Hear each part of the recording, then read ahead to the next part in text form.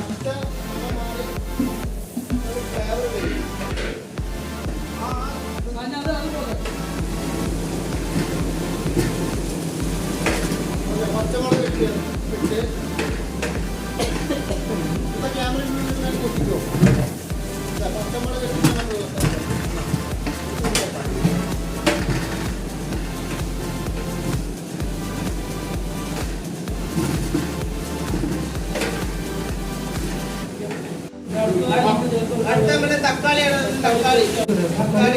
നമ്മൾ ഇട്ടത്. തക്കാളി വെള്ളം ഉണ്ടല്ലോ, അടിച്ച ആള് പോയില്ല.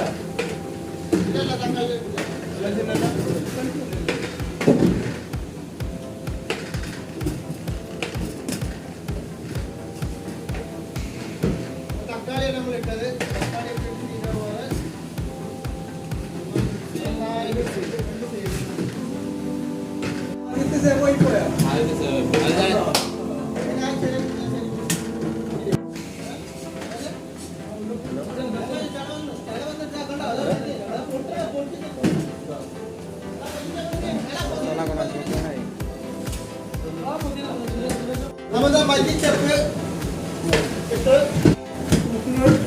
മല്ലിച്ചപ്പ്, പുതിന, ഇത് രണ്ടിട്ടിട്ട് വീണ്ടും നന്നായി ഇളക്കുക.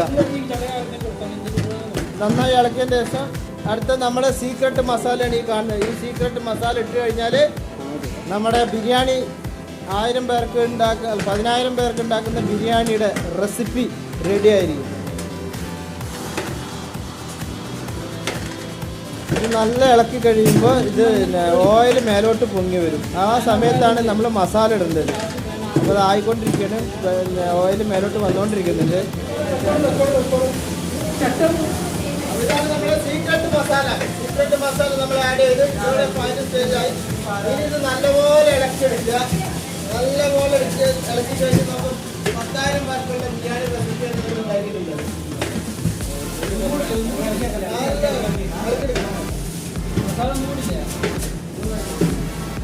നമ്മുടെ മസാല റെഡി ആയിരിക്കുകയാണ്.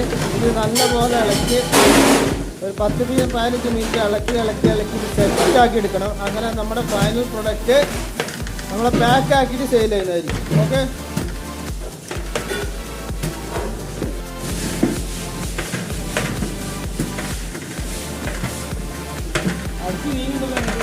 കറക്റ്റ് ചെയ്യേണ്ടത് ചെയ്തങ്ങനെ.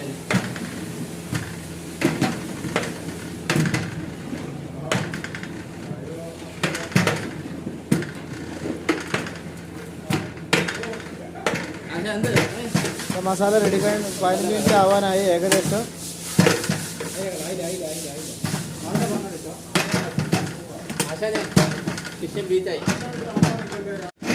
ഇട്ട് കുറച്ച് കഴിഞ്ഞിട്ട് മതി.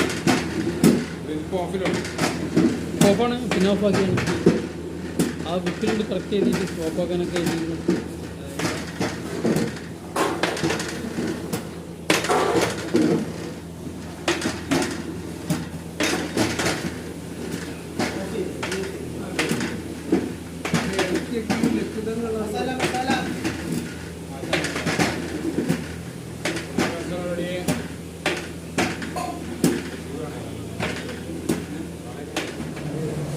ഇതാണ് നമ്മുടെ ഫൈനൽ പ്രൊഡക്ഷൻ.